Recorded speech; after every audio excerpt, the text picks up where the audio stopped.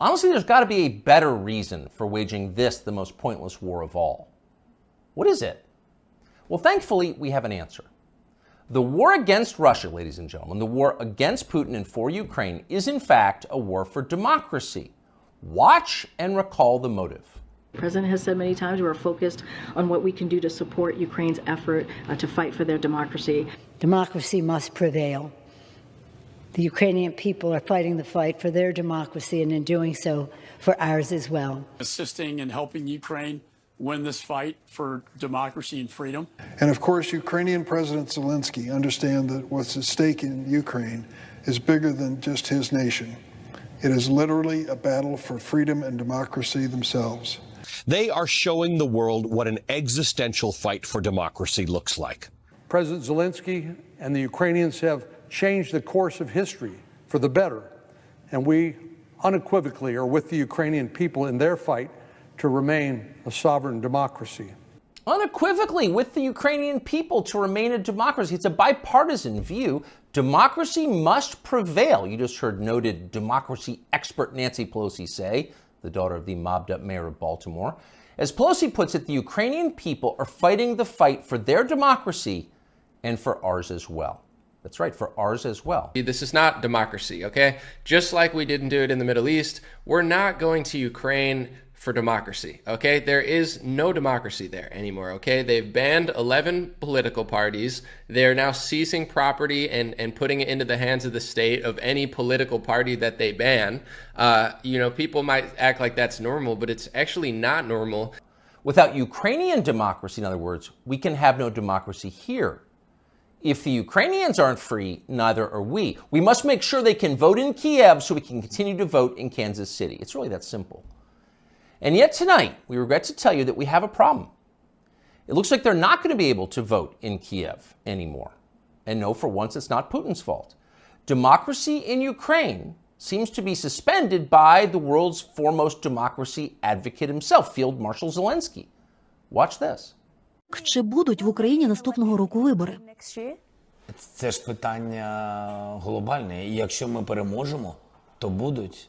Значить, не буде військового часу, не буде війни. А вибори повинні проходити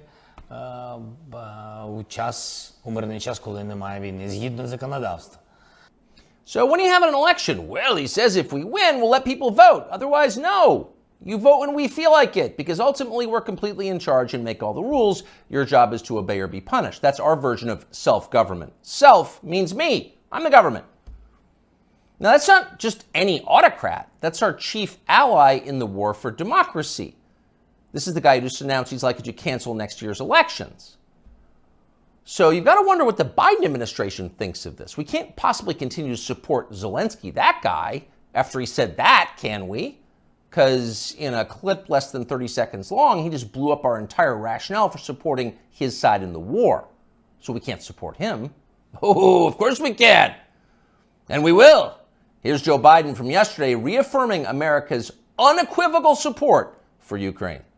No matter what happened in Russia, we, the United States, will continue to support Ukraine's defense and its sovereignty and its territorial integrity.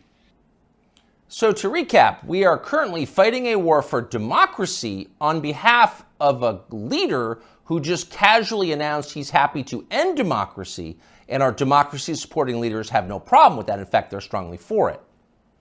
Shocked? You shouldn't be. Of course they're for it. You should have seen this coming. I got this from Ukrainian news I'm about to show you. They're admitting that they may be seizing property, finances, just the state is going to just steal everything from the opposition political party. Does this sound like democracy to you? Let's take a listen. This news got whispered last week, but it just happened in the last few days. Zelenskyy signs law banning pro-Russian parties. Not only are they banning political parties, not only are they combining all national TV channels into state media to combat alleged misinformation, but they are also seizing assets, properties, and funds of those that they ban. While Democrats and Republicans send tens of billions of dollars to this country, telling you that the reason they're doing it is to fight for democracy.